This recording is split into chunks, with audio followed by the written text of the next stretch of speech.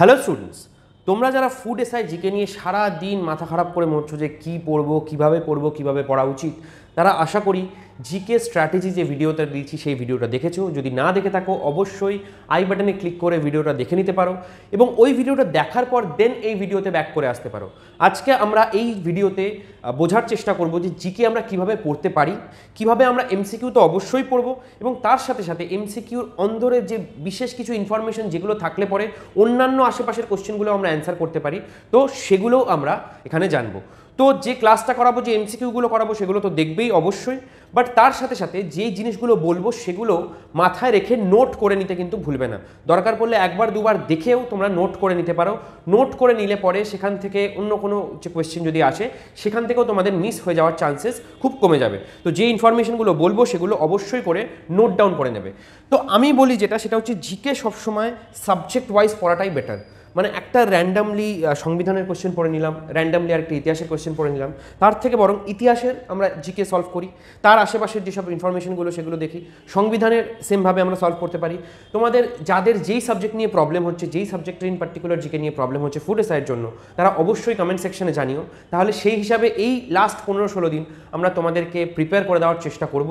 আর তার জন্য আমরা চেয়ে নেব তোমাদের থেকে শুধুমাত্র একটু ভালোবাসা এবং জাস্ট ভিডিওর কমেন্ট সেকশনে একটা থ্যাংক ইউ। ওকে, তো চলো স্টার্ট করা যায়। তো সাবজেক্ট ওয়াইজ জিকে ক্লাসে আমরা আজকে যেটা করব সেটা হচ্ছে ইতিহাস থেকে বেশ কিছু এমসিকিউ সলভ করব এবং সেই এমসিকিউগুলোর আশেপাশের যত ইনফরমেশন আছে সেগুলোও আমরা এক এক করে জানার চেষ্টা করব। তো ফার্স্ট কোয়েশ্চেন আজকের জন্য তোমরা আমার সাথে সাথে অ্যান্সার করার চেষ্টা করবে, ঠিক আছে? নিজেরা দরকার পড়লে নোট ডাউন করে নেবে 1 নম্বর কোয়েশ্চেনের অ্যান্সার আমি এটা করেছিলাম, ঠিক হলো নাকি ভুল হলো, ঠিক আছে? তারপরে লাস্টে টোটাল যতগুলো আমাদের কোয়েশ্চেন থাকবে সেই কোয়েশ্চেনগুলো মিলিয়ে তোমরা চেক করে দেখে নিতে পারবে যে তোমরা আলটিমেটলি কতগুলো কোয়েশ্চেনের অ্যান্সার দিতে পারছো। এটা তোমাদের কনফিডেন্সের জন্য কিন্তু যথেষ্ট জরুরি। যারা প্রথম দিকে হয়তো পারছো না তারা দেখবে যে 5-6টা ক্লাস 7টা ক্লাস করার পরে কিন্তু অপেক্ষাকৃত অনেক বেশি এমসিকিউ সলভ করতে পারছো, কারণ আশপাশ দিয়ে ঘুরিয়ে ফিরিয়েই নানা রকম কোয়েশ্চেন আসে। তো ফার্স্ট কোয়েশ্চেন হচ্ছে, শিবাজির আধ্যাত্মিক গুরু কে ছিলেন? শিবাজির আধ্যাত্মিক গুরু কে ছিলেন? এই কোয়েশ্চেনটার অ্যান্সার তোমরা ট্রাই করো। যখনই অ্যান্সার করবে তখন এরকমভাবে অ্যান্সার করবে যে 1 নম্বর কোয়েশ্চেনের এই অ্যান্সার তুমি করছো, ঠিক আছে? তো 1 নম্বর কোয়েশ্চেন, শিবাজির আধ্যাত্মিক গুরু কে ছিলেন, এটার অ্যান্সার হয়ে যাবে রামদাস, ঠিক আছে? রামদাস বা রামদাস স্বামী ছিলেন একজন ভারতীয় হিন্দু সাধক, দার্শনিক, কবি, লেখক এবং আধ্যাত্মিক গুরু। তিনি হিন্দু দেবতা রাম এবং হনুমানের ভক্ত ছিলেন, ঠিক আছে? হিন্দু দেবতা রাম এবং হনুমানের ভক্ত ছিলেন। নেক্সট, কে হিন্দু পাদশাহী নীতি থেকে সরে আসেন? তোমরা অবশ্যই করে কমেন্ট সেকশনে জানাবে যে হিন্দু পাদশাহী নীতি কে নিয়ে আসেন, ঠিক আছে? হিন্দু পাদশাহী নীতি কে নিয়ে আসেন কমেন্ট সেকশনে অবশ্যই জানাবে। কমেন্ট সেকশনে জানাও না জানাও অ্যাটলিস্ট পড়ে নেবে, এটা কিন্তু ভেরি ভেরি ইম্পর্টেন্ট। তো হিন্দু পাদশাহী নীতি থেকে কে সরে আসেন সেটা হয়ে যাবে কে? বালাজি বাজিরাও হিন্দু পাদশাহী নীতি থেকে সরে আসেন, অর্থাৎ পুরো হিন্দু রাষ্ট্র প্রতিষ্ঠা করতে হবে এই যে কনসেপ্টটা থেকে বেরিয়ে এসে বাদবাকি যে সাম্রাজ্যগুলো আছে তাদের সাথে কথাবার্তা আলাপ আলোচনা করে সবাই মিলে ঝুলে থাকার একটা ব্যবস্থা নিয়ে আসার চেষ্টা করেন বালাজি বাজিরাওর সময়, অর্থাৎ হিন্দু পাদশাহী নীতি থেকে সরে আসেন হচ্ছে বালাজি বাজিরাও। নেক্সট, বৈদিক যুগে প্রচলিত মুদ্রার নাম কি ছিল? বৈদিক যুগে প্রচলিত মুদ্রার নাম কি ছিল? Very very important. আরও একটা ইম্পর্টেন্ট জিনিস হচ্ছে, বৈদিক যুগে মুদ্রা প্রচলিত ছিল, শুধুমাত্র বিনিময় প্রথা কিন্তু ছিল না। অর্থাৎ বৈদিক যুগে মুদ্রা প্রচলিত ছিল, এটাও কিন্তু একটা ইম্পর্টেন্ট কনসেপ্ট যার বেসিসে ওই যে 4টে অপশন দিয়ে কোয়েশ্চেন আসে না, ওই কোয়েশ্চেনগুলো কিন্তু আসতে পারে যে বৈদিক যুগে কিন্তু মুদ্রার প্রচলন ছিল। প্রথম দিকে বিনিময় প্রথা ছিল ঠিকই, কিন্তু তারপরে কিন্তু মুদ্রার প্রচলন ছিল। তো বৈদিক যুগের মুদ্রার নাম ছিল হচ্ছে নিষ্ক। বৈদিক যুগের মুদ্রার নাম ছিল হচ্ছে নিষ্ক। নেক্সট, সমগ্র মারাঠা সাম্রাজ্য কটিটি প্রদেশ বা প্রান্তে বিভক্ত ছিল? মারাঠা সাম্রাজ্যের যে স্ট্রাকচারটা ছিল সেই স্ট্রাকচারটা ছিল এরকম টাইপের যে বেশ কিছু আলাদা আলাদা ফ্যামিলি ছিল, ঠিক আছে? আলাদা আলাদা ফ্যামিলি ছিল। এই ফ্যামিলিগুলোর একটা কমন সেনাপতি থাকতো, ঠিক আছে? যে পুরো সেনাবাহিনীর দায়িত্বে থাকতো। এই কমন যে সেনাপতি আছে তাকে বলা হতো কি? পেশোয়া। যে এই পুরো প্রদেশের সেনাবাহিনীকে পরিচালনা করা এবং যুদ্ধক্ষেত্রে সবার অগ্রণী ভূমিকা পালন করার কাজ করতে হচ্ছে এই পেশোয়া, ঠিক আছে? আর এগুলো কি ছিল? এগুলো আলাদা আলাদা ফ্যামিলি ছিল বা আলাদা আলাদা প্রদেশ বা প্রান্ত ছিল। এরকম টোটাল কতগুলো ছিল? মারাঠা সাম্রাজ্যে এরকম টোটাল 4খানা প্রদেশ ছিল। নেক্সট কোশ্চেনে চলে যাই। মহাদজি সিন্ধিয়া কোন পেশোয়ার আমলে, ভালো করে বোঝো কোশ্চেনটা, মহাদজি সিন্ধিয়া কোন পেশোয়ার আমলে দিল্লিতে মারাঠাদের আধিপত্য প্রতিষ্ঠা করেছিলেন? অর্থাৎ একজন পেশোয়া কোন পেশোয়ার আমলে ঠিক আছে, মাহাদজি সিন্ধিয়া কোন পেশোয়ার আমলে দিল্লিতে মারাঠাদের আধিপত্য প্রতিষ্ঠা করেছিলেন? অর্থাৎ সেই সময় পেশোয়া কে ছিল? সেই সময় পেশোয়া ছিলেন কে? মাধব রাও। এখানে একটু ইম্পর্টেন্ট ইনফরমেশন, পেশোয়া মাধব রাও, ঠিক আছে, বা মাধবরাও প্রথম ছিলেন মারাঠা সাম্রাজ্যের 9 নম্বর পেশোয়া, যিনি 1761 সালে পানিপথের বিপর্যয়কর তৃতীয় যুদ্ধের পরে মারাঠা আধিপত্য পুনরুজ্জীবন করার ক্ষেত্রে গুরুত্বপূর্ণ ভূমিকা পালন করেছিলেন। আমরা জানি 1761 খ্রিস্টাব্দে আহমদ শাহ আবদালির কাছে তৃতীয় পানিপথের যুদ্ধে মারাঠারা পরাজিত হয়। ঠিক আছে, প্রথম এবং দ্বিতীয় পানিপথের যুদ্ধ কত সালে হয় এবং তৃতীয় পানিপথের যুদ্ধ কত সালে হয়? এই তিনটে কোশ্চেনই কিন্তু ভেরি ভেরি ইম্পর্টেন্ট। তাহলে ফার্স্ট হচ্ছে 1526, বাবর এবং ইব্রাহিম লোদির মধ্যে প্রথম পানিপথের যুদ্ধ হয়। সেকেন্ড হচ্ছে 1556, আকবর এবং হেমুর মধ্যে দ্বিতীয় পানিপথের যুদ্ধ হয়। এবং থার্ড হচ্ছে 1761, যেখানে আহমদ শাহ আবদালি এবং মারাঠাদের মধ্যে তৃতীয় পানিপথের যুদ্ধ হয়। যুদ্ধগুলোর নাম পানিপথের যুদ্ধ কেন? কারণ যুদ্ধগুলো হরিয়ানাতে পানিপথ নামক একটা জায়গায় সংঘটিত হয়েছিল বলে এই যুদ্ধগুলোর নাম হচ্ছে পানিপথের যুদ্ধ। নেক্সট, দ্বিতীয় ইঙ্গো মারাঠা যুদ্ধ কত সালে হয়? দ্বিতীয় ইঙ্গো মারাঠা যুদ্ধ কত সালে হয়? Very very important. এর সাথে যে রিলেটেড ইনফরমেশনগুলো আমাদের জেনে রাখতে হয় সেটা হচ্ছে, দেখো আমি স্টেপ বাই স্টেপ বলে দিচ্ছি। ফার্স্ট হচ্ছে, ইংরেজরা প্রথম দখল করে হচ্ছে 1757-তে বাংলার একটা, ইনডাইরেক্টলি বাংলাকে কন্ট্রোল করতে শুরু করে। 1764-তে গিয়ে যখন পলাশির যুদ্ধ হয়, 1757, 1764-তে হয় বক্সারের যুদ্ধ। বক্সারের যুদ্ধ হওয়ার পর বাংলাকে ওরা ডাইরেক্টলি কন্ট্রোলে নিয়ে নেয়। এবার বাংলাকে দখল করার পর ওরা নেক্সট টার্গেট করে হচ্ছে মহীশূর। ঠিক আছে, মহীশূর হচ্ছে ওদের নেক্সট টার্গেট। এবার মহীশূরের সাথে যুদ্ধ করার সময় ইংরেজরা কি করে, যে বলছে যে দুটো পাওয়ারফুল শক্তিকে সাথে নিয়ে নিই। অর্থাৎ মহীশূরের সাথে যখন যুদ্ধ করতে যাব তখন সাথে কাকে রাখবো? একদিকে রাখবো সাথে মারাঠা, আরেকদিকে সাথে রাখবো হচ্ছে হায়দ্রাবাদ। ঠিক আছে, তো এই মহীশূরের সাথে যুদ্ধ করতে যাওয়ার সময় মারাঠাদের সাথে এরা যে চুক্তিটা করে সেটা হচ্ছে 1782 সালে, যেটার নাম হচ্ছে ট্রিটি অফ সলবাই বা সলভাইয়ের চুক্তি। ট্রিটি অফ সলবাই কি করে মনে রাখবো? ট্রিটি অফ সলবাই এভাবে মনে রাখবো যে চল ভাই আমরা কি করবো না, চল ভাই, সলবাই থেকে চল ভাই আমরা 20 বছর 20 ইয়ার্স কোনো যুদ্ধ করবো না। ঠিক আছে, তাহলে 1782 থেকে এই 20 বছর শেষ হচ্ছে কবে? তোমরা যদি হিসাব করে দেখো, এই 20 বছর শেষ হচ্ছে 1802 সালে। এই 1802 সালের আগেই, অনেক আগেই 1799 সালে ওদের মহীশূর পুরো দখল হয়ে গেছে। এবার ইংরেজদের স্বভাব হচ্ছে, যখন একটা আমার দখল হয়ে গেছে তখন এটাকে নেওয়ার দরকার নেই, এবার এই দুটোর মধ্যে থেকে কোনো একটাকে টার্গেট করবে। কাকে টার্গেট করলো? মারাঠাদেরকে টার্গেট করে কি করলো? বললো মারাঠাদেরকে তোমরা চলে আসো আমাদের আন্ডারে, অধীনতামূলক মিত্রতা নীতি গ্রহণ করো। ঠিক আছে, মারাঠাদের র্যান্ডামলি একজনকে ওরা পেশোয়া বানিয়ে দিয়ে 1802 সালে সাইন করলো কি? বেসিনের চুক্তি। ঠিক আছে, বেসিনের চুক্তি। ওকে বলে দিল যে তুমি হলে পেশোয়া দ্বিতীয় বাজিরাও বলছে তুমি হলে পেশোয়া। যখনই এটা বললো সবাই গেল রেগে যে কেন ওকে পেশোয়া করবে এবং ইংরেজরা কেন ডিসিশন নেবে। ব্যাস, বেঁধে গেল দ্বিতীয় ইঙ্গো মারাঠা যুদ্ধ। অর্থাৎ নিজেরা ইচ্ছা করে কাঠি করে ওখান থেকে যুদ্ধ বাঁধিয়ে দিল। ঠিক আছে, অর্থাৎ দ্বিতীয় ইঙ্গো মারাঠা যুদ্ধ হচ্ছে কবে? দেখো 1802 সালে ঠিক পরেই 1803 সাল থেকে শুরু করে 1805 সাল পর্যন্ত। ঠিক আছে, জিনিসগুলো আশেপাশের ঘটনাগুলো যখন মিলিয়ে পড়বে তখন জিনিসগুলো মনে থাকবে, আদারওয়াইজ ভুলে যাবে। সংস্কৃতের সঙ্গে গ্রিক, ল্যাটিন প্রভৃতি ভাষার সাদৃশ্য থাকায় এগুলিকে ভাষাগত উৎস একই, এই অভিমতটি কার? দেখো, আমরা যদি বাংলায় বলি, বাংলায় আমরা কি বলি? মা, আমরা মাকে মা বলি। যদি আমরা সংস্কৃততে দেখি সেখানেও মা বলা হয়। যদি ইংলিশে দেখি সেখানেও মাদার বলা হয়। অর্থাৎ এই ল্যাঙ্গুয়েজগুলোর কোথাও না কোথাও, ইভেন হিন্দিতেও যদি দেখা হয় কেউ মা বলে কেউ আম্মা বলে, তো অলমোস্ট সেম। অর্থাৎ এই ল্যাঙ্গুয়েজগুলোর কোনো একটা কমন সোর্স আছে। বলা হচ্ছে এই কমন একটা সোর্স আছে যে ইউরোপিয়ান ল্যাঙ্গুয়েজগুলো এবং ইন্ডিয়ার, Northern Indian language, southern Indian নয়, ঠিক আছে, তামিল তেলেগু এগুলো নয়, নর্দার্ন ইন্ডিয়ার যে ল্যাঙ্গুয়েজগুলো, হিন্দি, বাংলা, উড়িয়া, তারপরে ওদিকে সংস্কৃত, এই যে ল্যাঙ্গুয়েজগুলো এগুলোর একটা সাদৃশ্য খুঁজে পাওয়া যায়। ঠিক আছে, বলা হচ্ছে কি একটা কমন জায়গা থেকে বেরিয়ে আলাদা আলাদা হয়ে এই ল্যাঙ্গুয়েজগুলোকে তৈরি হয়েছে। ঠিক আছে, এই কথাটা ফার্স্ট কে বলেছিল? এই কথাটা ফার্স্ট বলেছিল হচ্ছে স্যার উইলিয়াম জোন্স। ওকে, কত সালে প্রথম বাজিরাও পর্তুগিজদের কাছ থেকে বেসিন এবং সালসেট অধিকার করেন? কত সালে প্রথম বাজিরাও পর্তুগিজদের কাছ থেকে বেসিন এবং সালসেট অধিকার করে? একটা জিনিস মাথায় রাখবে, চুক্তির ক্ষেত্রে চুক্তি সবসময় জায়গার নাম অনুসারে হয়, ঠিক আছে, অন্য কোনো কিছু অনুযায়ী চুক্তি হয় না, চুক্তি সবসময় জায়গার নাম অনুসারে হয়। তো এখানেও দেখতে পাচ্ছ, দেখো বেসিন ছিল হচ্ছে মারাঠাদের দখলে, সেই জায়গাতেই বেসিনের সন্ধি হয়েছিল। তো যাই হোক, তো কত সালে প্রথম বাজিরাও পর্তুগিজদের কাছ থেকে এই বেসিন এবং সালসেট অধিকার করেন?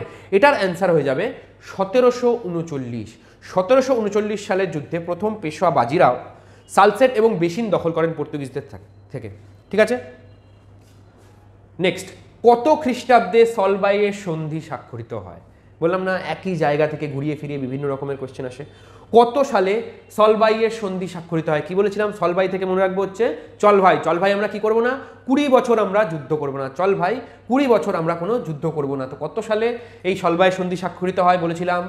তার সাথে, কারণ মিলাতে হবে জিনিসগুলো, যখনই মিলাবে ভুল হওয়ার চান্স কমে যাবে, গুলিয়ে যেতে পারে 82 না 84 ছিল, ঠিক আছে।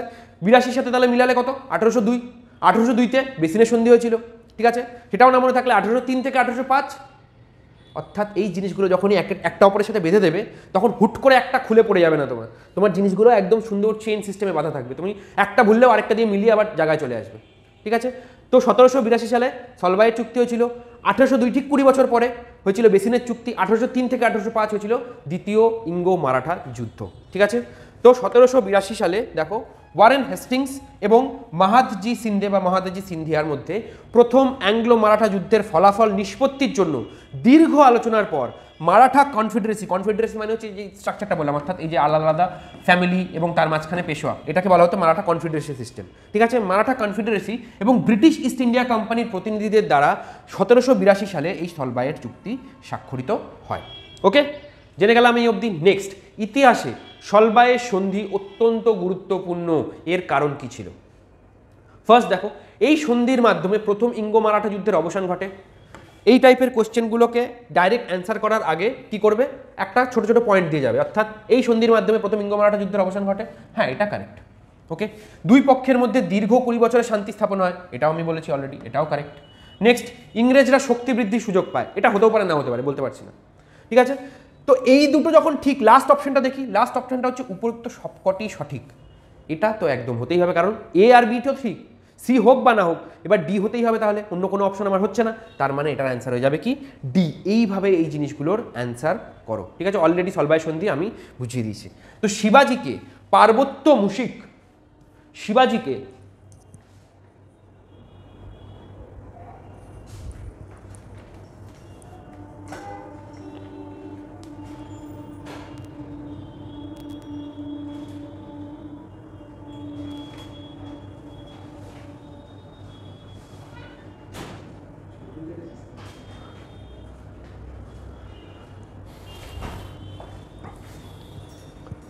শিবাজিকে পার্বত্য মুশিক বলে ব্যঙ্গ করেছিলেন কে? একটা ব্যাপার হলো যে ঔরঙ্গজেবের মাথা খারাপ করে দিয়েছিল হচ্ছে এই শিবাজি, ঠিক আছে। তো ঔরঙ্গজেব বিভিন্ন রকম বাজে কমেন্ট বা মন্তব্য করবেন শিবাজিকে, এটাই নর্মাল। তো শিবাজিকে পার্বত্য মুশিক বলে ব্যঙ্গ করেছিলেন হচ্ছে ঔরঙ্গজেব, ঠিক আছে। ঔরঙ্গজেবের মাথা খারাপ করে দিয়েছিল, মানে সাপোজ ঔরঙ্গজেব সেনাবাহিনী পাঠাচ্ছে 10,000, 20,000, 25,000 সেনাবাহিনী পাঠাচ্ছে, ওখান থেকে 2,000, 3,000 সেনাবাহিনী নিয়ে এদেরকে হারিয়ে দিচ্ছে। কেন হারিয়ে দিচ্ছে? এদেরকে নিয়ে জঙ্গলের মধ্যে ঢুকিয়ে দিচ্ছে কোনো না কোনোভাবে, এই ইসেদেরকে ঢুকিয়ে বিভিন্ন জায়গা থেকে অ্যাটাক করছে, ওরা বোঝার আগেই হয়তো পুরো যুদ্ধ শেষ। এই অবস্থা সিচুয়েশন ক্রিয়েট করেছিল। ওকে, নেক্সট, তৃতীয় পানিপথের যুদ্ধের সময় পেশোয়া কে ছিলেন? তৃতীয় পানিপথের যুদ্ধের সময় পেশোয়া কে ছিলেন? তৃতীয় পানিপথের যুদ্ধ কত সালে হয়? 1761 সালে হয় তৃতীয় পানিপথের যুদ্ধ।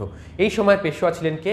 বালাজি বাজিরাও। পানিপথের তৃতীয় যুদ্ধ অলরেডি বলেছি 1761 সালে দিল্লির উত্তরে পানিপথ নামক স্থানে মারাঠাদের সাথে আফগান রহিল্লা আইয়ুব এবং এর সম্রাট সুজাউদ্দৌল্লার যৌথ সমর্থনে আফগানিস্তানের সম্রাট আহমদ শাহ আবদালির মধ্যে সংঘটিত হয়।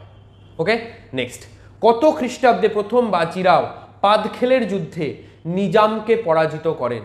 কত খ্রিস্টাব্দে প্রথম বাজিরাও পাদখেলের যুদ্ধে নিজামকে পরাজিত করেন? নিজাম বলতে এখানে হায়দ্রাবাদের নিজামের কথা বলা হচ্ছে, ঠিক আছে। নিজামকে পরাজিত করেন কত সালে? 1724 খ্রিস্টাব্দে প্রথম বাজিরাও পাদখেলের যুদ্ধে। আমরা যে বাজিরাও মাস্তানি বলে যে সিনেমাটা বেরিয়েছে, ওইখানে হচ্ছে এই প্রথম বাজিরাও, এই বাজিরাওর কথাই বলা হয়েছে, ঠিক আছে। নেক্সট, 1739 খ্রিস্টাব্দে কার্নালের যুদ্ধ সংঘটিত হয় কার কার মধ্যে? 1739 খ্রিস্টাব্দে কার্নালের যুদ্ধ সংঘটিত হয় কার কার মধ্যে? এই কোশ্চেনগুলো কিন্তু অ্যাজ ইট ইজ আসতে পারে, সেম টু সেম আসতে পারে, ঠিক আছে? নাদির শাহ এবং মারাঠাদের মধ্যে, নাদির শাহ মুঘলদের মধ্যে, আহমদ শাহ আবদালি ও নাদির শাহর মধ্যে কোনোটিই নয়। এটার অ্যান্সার হয়ে যাবে কি আহমদ শাহ আবদালি এবং নাদির শাহের মধ্যে। এখান থেকে আরও একটা কোশ্চেন তোমাদের বাঁধতে পারে যে নাদির শাহ কত খ্রিস্টাব্দে ভারতবর্ষ আক্রমণ করেন? নাদির শাহ কত খ্রিস্টাব্দে ভারতবর্ষ আক্রমণ করেন? যথেষ্ট ইম্পর্টেন্ট একটা কোয়েশ্চেন। কত অ্যান্সার কি হবে?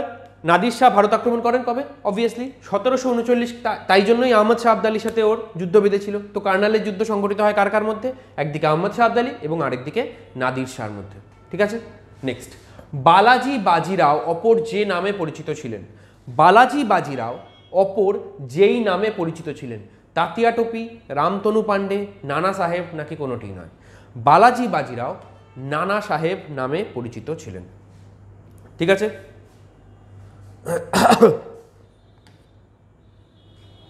নিজাম এবং মারাঠাদের মধ্যে দরাই সরাইয়ের সন্ধি স্বাক্ষরিত হয়।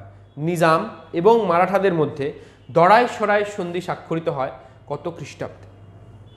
ভেরি ইম্পর্টেন্ট কোয়েশ্চেন, ঠিক আছে? এটার নাম তোমরা ছোটবেলায় নিশ্চয়ই শুনেছো, দরাই সরাইয়ের সন্ধি, ঠিক আছে? নিজাম অর্থাৎ হায়দ্রাবাদের নিজাম এবং মারাঠাদের মধ্যে দরাই সরাইয়ের সন্ধি স্বাক্ষরিত হয় 1738 সালে, ঠিক আছে? 1738 সালে ভোপালের কাছে দরাইতে একটি শান্তি চুক্তি স্বাক্ষরিত হয়।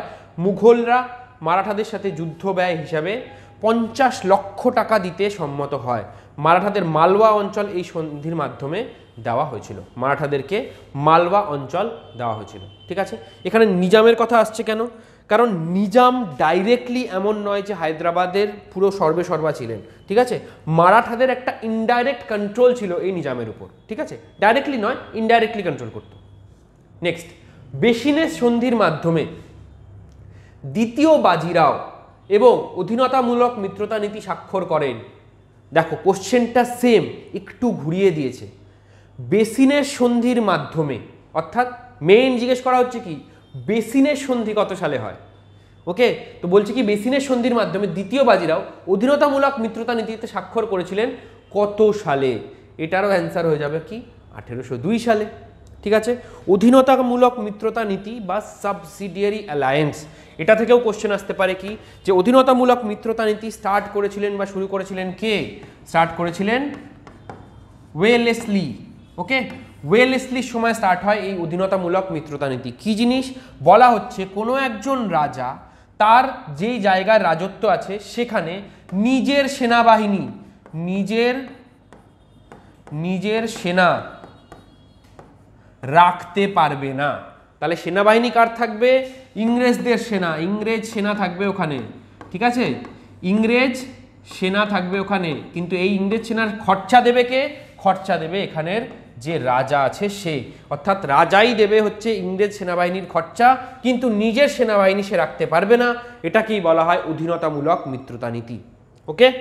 নেক্সট, শিবাজি এবং জয় সিং এর মধ্যে পুরন্দরের সন্ধি স্বাক্ষরিত হয়।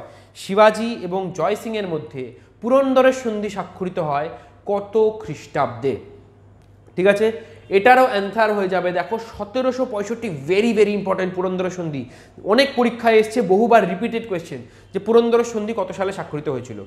1665 সালে জয় সিং, প্রথম জয় সিং এবং ছত্রপতি শিবাজি মহারাজের মধ্যে স্বাক্ষরিত হয়েছিল এই চুক্তি।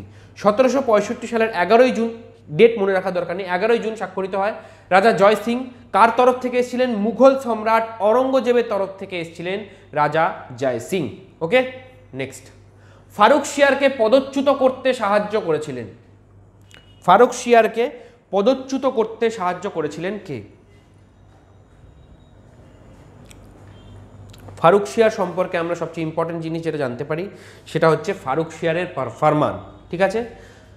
যেটাকে বলা হয় ভারতে ব্রিটিশ অ্যাডমিনিস্ট্রেশনের ক্ষেত্রে, ঠিক আছে, ব্রিটিশ অ্যাডমিনিস্ট্রেশনের ক্ষেত্রে ম্যাগনা কার্টা বলা হয় কাকে? ফারুক শিয়ারের ফরমানকে। কত সালে এসেছিল?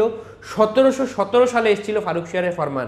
বারবার করে বলছি যে ইনফরমেশনগুলো আছে সেগুলো তো অবভিয়াসলি মনে রাখার জন্যই আছে, যেগুলো মুখে বলছি সেগুলোও খাতায় নোট ডাউন করে রাখবে, যে কোনো জায়গা থেকে কোশ্চেন আসতে পারে, যার জন্যই বললাম যে শুধু এমসিকিউ না, এমসিকিউর আশেপাশেও সব কিছু আমরা সলভ করব। নেক্সট, ফারুক শিয়ারকে পদচ্যুত করতে সাহায্য করেছিলেন কে? ফারুক শিয়ারকে পদচ্যুত করতে সাহায্য করেছিলেন বালাজি বিশ্বনাথ। বালাজি বিশ্বনাথ, বালাজি বিশ্বনাথেরই ছেলে হচ্ছে কে? প্রথম বাজিরাও, ঠিক আছে, বা বাজিরাও প্রথম। নেক্সট, মারাঠা সাম্রাজ্যের শেষ স্বাধীন পেশোয়া কে ছিলেন? মারাঠা সাম্রাজ্যের শেষ স্বাধীন পেশোয়া কে ছিলেন? ইনি কিছুদিন স্বাধীনভাবে ছিল, তারপরে হচ্ছে নিজে মানে ওকে পুরো কন্ট্রোল করতে শুরু করে। তো কিছুদিন স্বাধীনভাবে ছিল হচ্ছে এই দ্বিতীয় বাজিরাও। দ্বিতীয় বাজিরাও ছিলেন মারাঠা সাম্রাজ্যের 13তম এবং শেষ পেশোয়া।